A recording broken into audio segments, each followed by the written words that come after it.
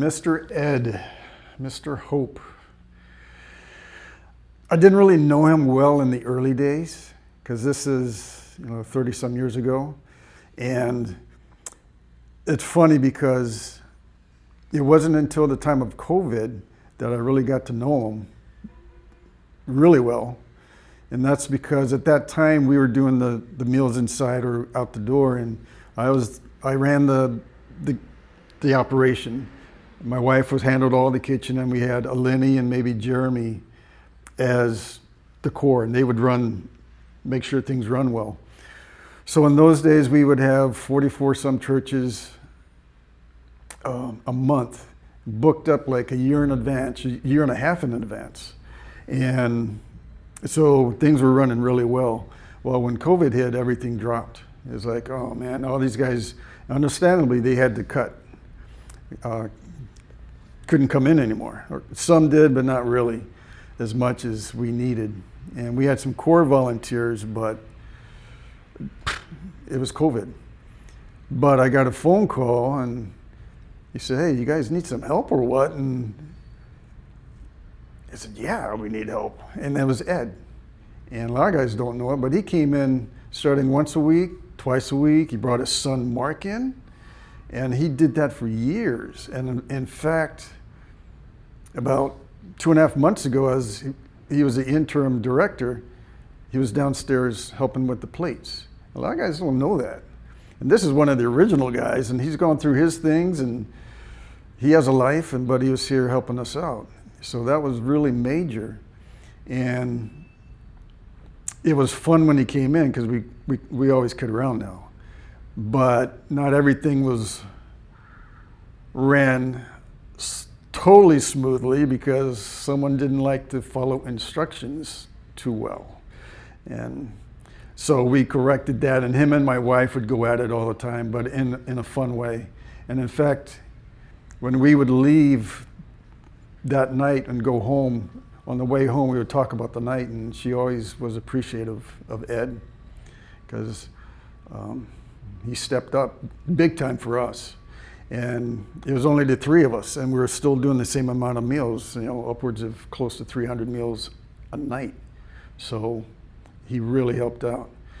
And being a grumpy old man is understandable because he had to be in his early 80s at that time. So, I know, I'm gonna, sorry, Ed, just a joke. But respect. A lot of respect for him and for Ran, but respect.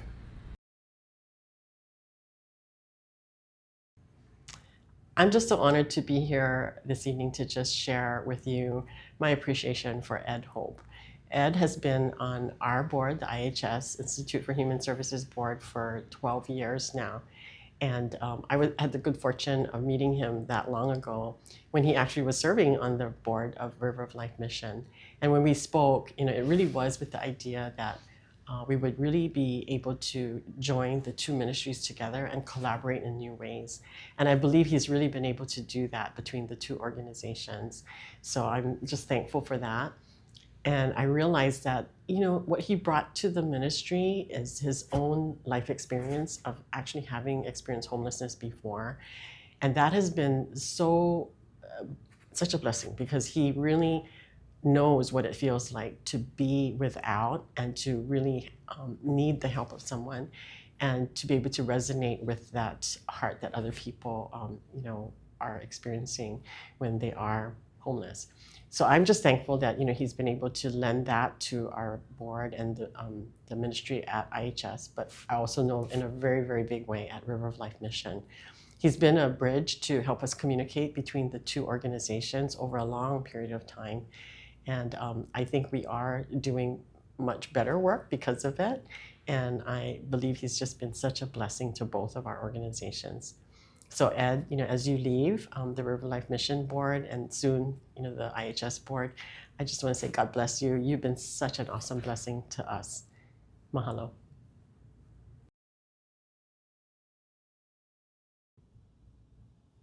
Aloha. Thank you for the honor of being with you here tonight.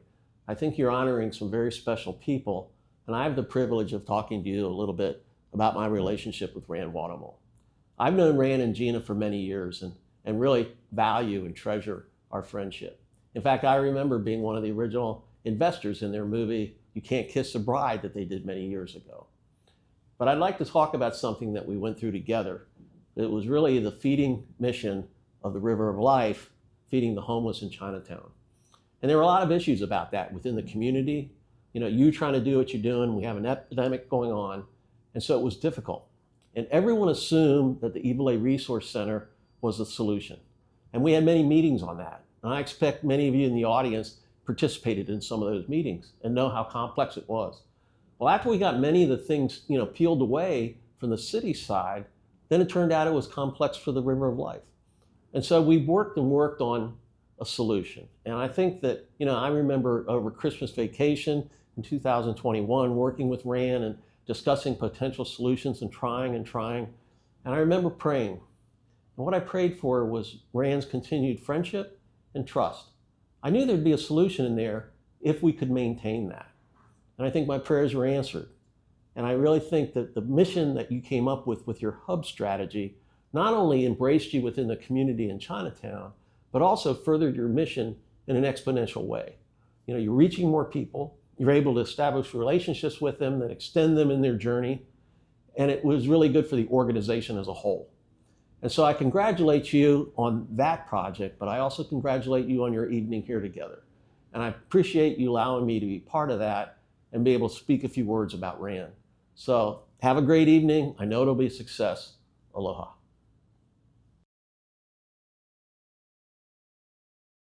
Rand, he's faithful, always available, and he's always thoughtful.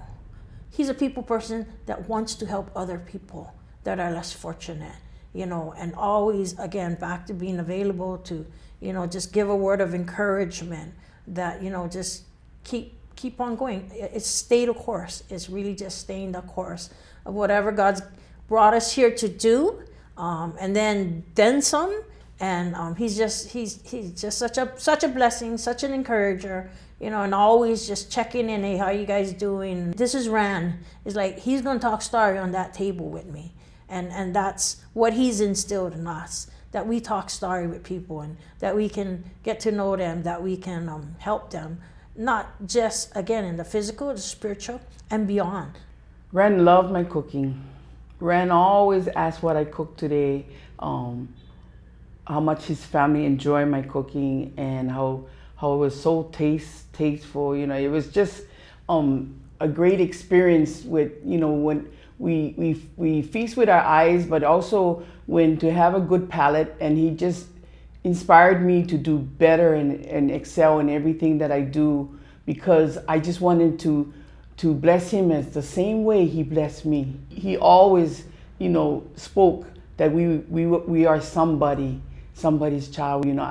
Everybody make mistakes, but he never looked at my failures. He always looked at my progress and excelling and making me a better person, and as a better chef, honing into my craft and just excelling and to hang in there. He always encouraged me that. So that's important when you're struggling with life. And like I said, the journey was rough with me. He always said, "You're part of the family.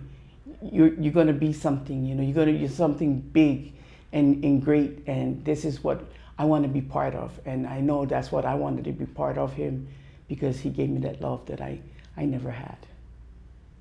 The Lord bless you and keep you, make his face shine upon you and bring you peace. Rand, I love you. Please don't be a stranger. Continue to come and visit us. We always get the grinds over here with Hilda. We're here to keep on the legacy of what you've started until we old ladies retire. So we love you. Thank you very much. God bless you. Rand, may the Lord lavish you with all his blessings and keep you safe for your entire family and your entire future. I love you.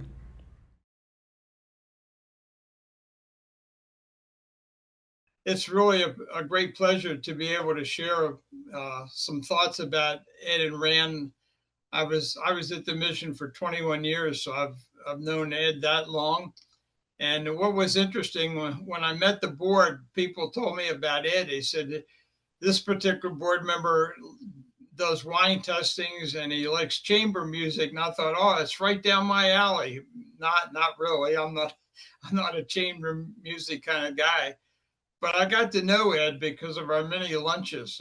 We used to eat at Rosarina's down on Mauna Kea Street. It was a good time. We shared a lot of things, talked about the mission and just spiritual things in life in general. And then Ran is a special guy that I met Ran in the 80s when I pastored on Kauai. My wife and I did a marriage seminar at Makaha for the leadership of Grace Bible Church. And Ran and Gino were in that group. And I hadn't seen him since then until the day I interviewed with River of Life. And I didn't realize Ran was on the board and the president of the board. And Ran and I used to have lunch a lot. We talked many times. We talked almost every day. And we would go to lunch at this Korean restaurant down on King Street, and Ran would take his attack dog with him. And it was this little tiny dog that fit in a bag, and Ran would sit the dog on his lap and feed him Korean food. But the dog had this loud bark, and I think he identified as a Doberman. And so those are some of my fond memories of my lunches with Ed and Ran. And if people say there's no such thing as a free lunch, but if you know Ed or Ran, there is a free lunch. And so I know they've been involved with the mission for over 30 years, and they were there in the beginning. Ran had a construction company, and when they got that building and when they were renting that building, his company went in and helped clean it up and did a lot of things. And there's a scripture that out of 2 Chronicles 31, verse 21, that illustrates their lives as far as I'm concerned. It's talking about King Hezekiah. And King Hezekiah, it says that in everything that he did, every deed that he did in the service of God's house, his law and his commandments, he did with his whole heart, and he prospered. So to me, that's the key to prosperity is serving God with all your heart. And these two men have done that over the years, not only with River of Life, but other things that they've been involved with. And they're just two special guys, and I highly respect them. And it's high time that they've been honored, and it's a special time, and I'm glad that I can do this. They're just two honorable men. They're high integrity and good counsel, and I count them as good friends. And so I miss those things. I miss the lunches, and I miss just the talks with them. And bless you guys, and may the Lord bless you as you move forward with other things in your life. And God bless. Thank you.